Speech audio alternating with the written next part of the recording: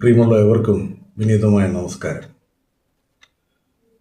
നാം ശ്രീകൃഷ്ണ ഭഗവാനെ പറ്റി പഠിക്കുമ്പോൾ ഏറ്റവും കൂടുതൽ നമ്മൾ മായയ്ക്ക് അധീനമായ അവസ്ഥകളെ പറ്റിയാണ് പഠിക്കുന്നത്. മായ എന്ന് പറഞ്ഞു കഴിഞ്ഞാൽ നമ്മെ ഭ്രമിപ്പിക്കുന്നത്, ഭ്രമണം ചെയ്തുകൊണ്ടിരിക്കുന്നത്, അവാസ്തവമായത് എന്നൊക്കെയാണ് അർത്ഥം.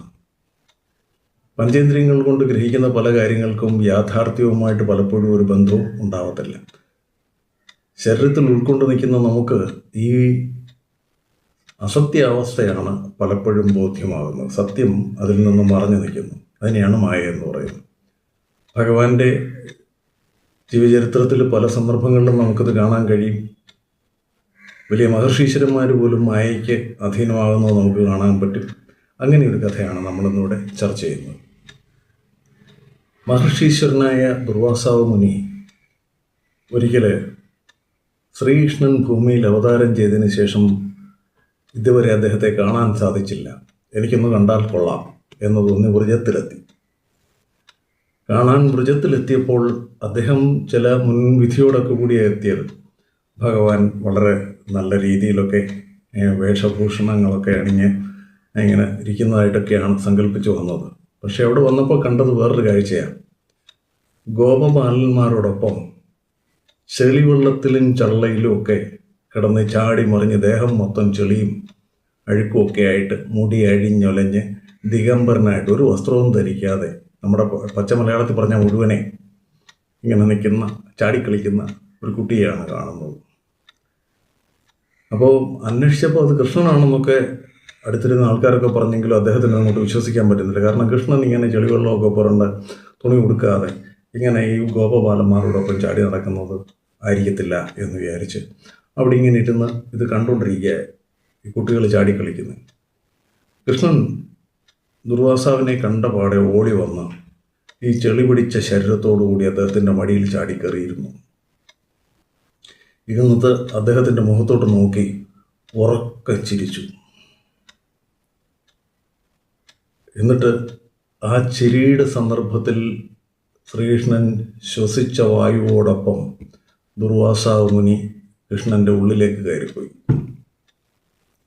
അവിടെ അദ്ദേഹം കണ്ടത് വേറൊരു ലോകമാണ്. ആ ലോകത്തിൽ ഒരു മഹാവനം കണ്ടു. ആ മഹാവനത്തിൽ അദ്ദേഹം ഇങ്ങനെ അലഞ്ഞു നടക്കുമ്പോൾ ഒരു മഹാപാമ്പ്, പെരുമ്പാമ്പ് അദ്ദേഹത്തെ വിഴുങ്ങി. ആ പെരുമ്പാമ്പിൻ്റെ ശരീരത്തിനകത്തുള്ളിൽ അദ്ദേഹം വേറൊരു ലോകം കണ്ടു. അവിടെ ഇങ്ങനെ നടക്കുമ്പം ഏതാണ്ട് അതിന് തുല്യമായ അനേക ലോകങ്ങൾ ആ പാമ്പിൻ്റെ വയറ്റിൽ കാണാൻ സാധിച്ചു. അപ്പോൾ അങ്ങനെ അദ്ദേഹം എന്ത് ചെയ്തു? അവിടെ കണ്ട ഒരു മലയുടെ മുകളിൽ കയറിയിരുന്ന് തപസ് ചെയ്തു.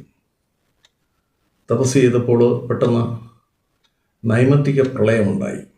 അനേക വർഷങ്ങൾ കഴിയുന്നപ്പോൾ ആ പ്രളയത്തിൽ, അതായത് കൽപ്പാവസാനത്തിലുള്ള പ്രളയം, ആ പ്രളയത്തിലെല്ലാം മുങ്ങിയപ്പോൾ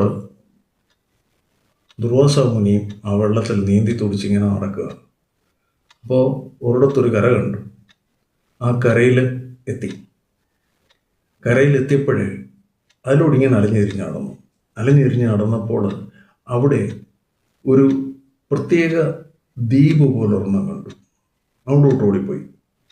നീന്തി അക്കരെ കയറി ആ ദ്വീപിൽ ചെന്നപ്പോൾ അത് ഗോലോകമാണെന്ന് മനസ്സിലായി. ആ ഗോലോകത്തിൽ ചെന്നപ്പോഴേ പരിപൂർണതമനായ യുവാവായ കൃഷ്ണൻ സർവാഭരണ വിഭൂഷിതനായി ചതുർബാഹുവായി നിലകൊള്ളുന്നു. മഹർഷി അദ്ദേഹത്തിൻ്റെ മുമ്പിൽ ചെന്ന് സാഷ്ടാംഗം വീണ് പ്രണമിച്ചു. ശ്രീകൃഷ്ണൻ അദ്ദേഹത്തിൻ്റെ മുഖത്ത് നോക്കി ഉറക്കെ ചിരിച്ചു. ഒന്നും മിണ്ടുന്നില്ല, ചിരിച്ചു. ശ്രീകൃഷ്ണൻ്റെ ഉള്ളിലേക്ക് ദുർവാസാവ് കയറിപ്പോയി. അത് കഴിഞ്ഞിട്ട് ശ്രീകൃഷ്ണൻ ഉച്ഛ്വസിച്ചപ്പോൾ ദുർവാസാവ്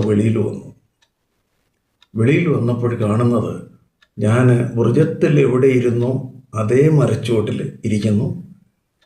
നഗ്നനായ ദേഹത്ത് ചെളി പുരണ്ട ഉണ്ണികൃഷ്ണൻ തൻ്റെ താടിയിലൊക്കെ പിടിച്ചിങ്ങനെ വലിച്ച് ചെളിയൊക്കെ പുരട്ടി എൻ്റെ മുഖത്തൊക്കെ ഇങ്ങനെ ചെളി വാരി തേച്ചോ അങ്ങനെ ഇരുന്ന് കളിക്കുക, എൻ്റെ മടിയിലിരുന്ന് കളിക്കുകയാണെന്ന് ദുർവാസാവ് മുനി കണ്ടു. അദ്ദേഹത്തിൻ്റെ സംശയങ്ങളെല്ലാം മാറി. ആദ്യം വിചാരിച്ചത് കൃഷ്ണനല്ല എന്ന് വിചാരിച്ചു. പിന്നെ വേറെ ഏതൊക്കെയോ ലോകത്തിൽ കൂടെ കറങ്ങി നടന്നു. തിരിച്ച് വന്നപ്പോഴേ ദേഹത്തൊക്കെ ചെളിവാരി തേച്ചിരുന്ന കൃഷ്ണൻ തൻ്റെ ദേഹത്തും താടിയിലും ചെളിവാരി തേക്കുന്നത് കണ്ട് ഇത് മായയാണെന്നുള്ള ബോധം ദുർവാസാവുനിക്കുണ്ടായി. ഭ്രമം പറ്റിപ്പോയി, ഭ്രമിപ്പിച്ചു കളഞ്ഞു കൃഷ്ണൻ.